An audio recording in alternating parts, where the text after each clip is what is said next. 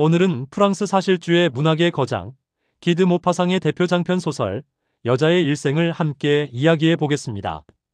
모파상은 단편 소설의 대가로 잘 알려져 있으며 날카로운 현실 관찰과 간결한 문체로 인간의 삶을 냉정하게 그려냈습니다. 그는 1850년 프랑스 노르망디에서 태어나 43세라는 짧은 생애를 살았지만 그 속에서 수백 편의 단편과 여러 장편을 남겼습니다. 그의 첫 장편 여자의 일생은 1883년에 발표되자마자 큰 주목을 받았으며 제목 그대로 한 여성의 인생 전체를 따라가며 그녀가 겪는 기쁨과 슬픔, 사랑과 배신, 희망과 절망을 사실적으로 보여줍니다. 이야기는 귀족 가문의 딸, 잔 르 페르투이에르라는 젊은 여인의 귀환으로 시작됩니다. 그녀는 수녀원에서 교육을 받다가 20살 무렵 부모의 곁으로 돌아오게 됩니다.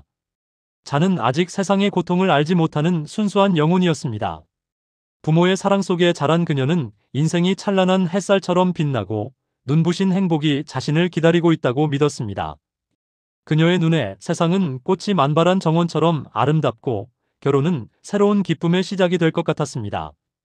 부모는 그런 딸을 위해 좋은 신랑감을 찾아주려 했고 그녀 앞에 나타난 이는 줄리엥 드 라마르라는 젊은 귀족이었습니다. 그는 잘생기고 매너도 좋아 보였으며 사회적 지위까지 갖춘 인물이었습니다. 잔은 곧 그에게 매혹되었고 결혼을 결심합니다. 결혼식은 성대하게 치러졌고 잔은 이제 진정한 행복의 문을 열었다고 생각했습니다. 바닷가 저택에서 시작된 신혼은 마치 꿈만 같았습니다. 그러나 그 믿음은 오래가지 못했습니다. 시간이 지나면서 남편의 진짜 모습이 드러났습니다. 줄리엥은 성실하지 않았고 충동적이며 자기 욕망에 충실한 남자였습니다. 겉으로는 귀족의 체면을 유지했지만 속으로는 방탕한 생활을 이어갔습니다. 결국 잔은 충격적인 사실을 알게 됩니다. 남편이 한여와 불륜을 저지르고 있었던 것입니다. 사랑을 믿었던 순수한 마음은 산산이 부서졌고 잔은 삶의 가장 큰 배신을 경험합니다. 그러나 19세기 프랑스 사회 속에서 여성이 남편을 떠난다는 것은 불가능에 가까웠습니다. 귀족 사회의 규범은 그녀의 자유를 허용하지 않았고 잔은 고통을 삼킨 채 결혼 생활을 이어가야 했습니다. 세월이 흘러 잔은 아들을 낳습니다.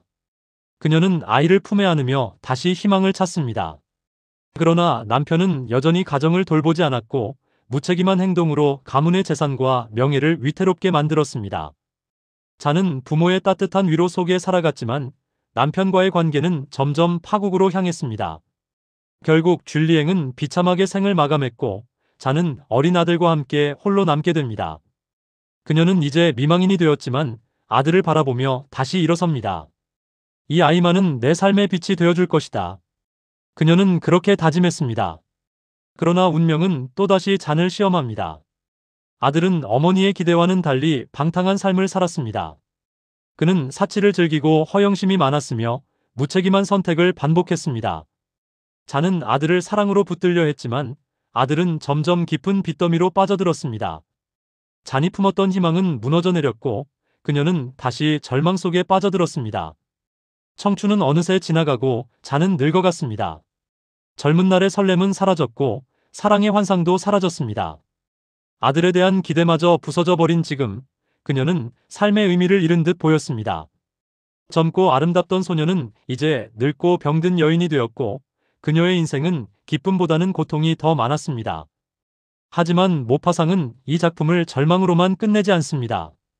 잔은 여전히 살아있었고 그녀는 문득 깨닫습니다. 인생은 그렇게 길지도 않고 그렇게 나쁘기만 한 것도 아니다. 삶은 잔혹할 만큼 힘겹지만 그렇다고 완전히 절망적이지만도 않습니다.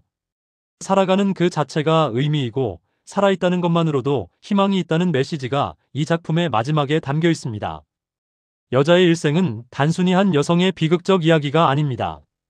그것은 곧 당시 프랑스 사회 속에서 많은 여성들이 겪었던 현실의 기록이기도 합니다.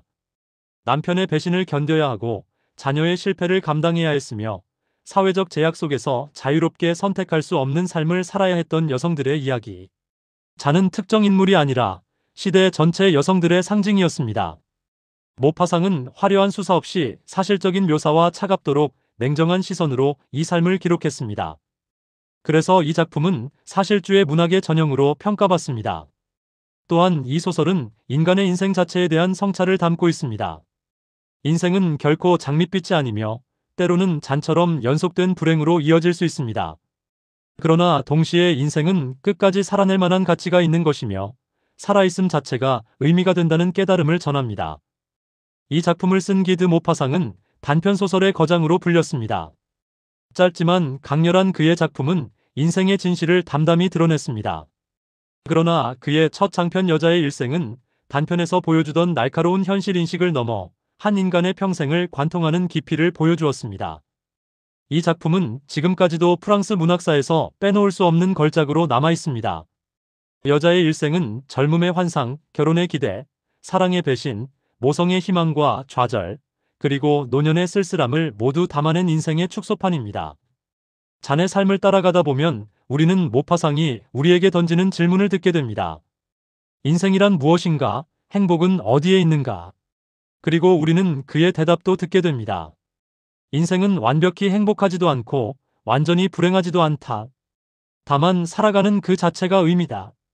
오늘 우리가 함께한 여자의 일생은 단지 옛날 귀족 여인의 이야기가 아니라 오늘날을 사는 우리에게도 여전히 울림을 줍니다.